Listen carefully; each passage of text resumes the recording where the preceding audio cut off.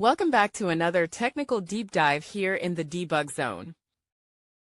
Today we're tackling a big question and breaking it down with insights from other users. Hopefully this clears up some misconceptions and helps you get the answer you need. So buckle up, stay a little curious, and let's jump right in.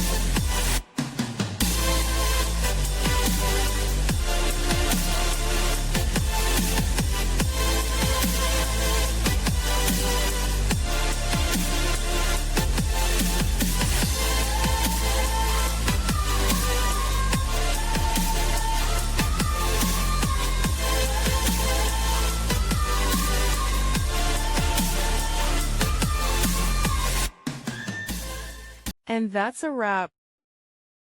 I hope you found the answer you were looking for. If you did, take a second to hit that subscribe button. It really helps out. And let me know in the comments which solution worked best for you. See you next time in the debug zone.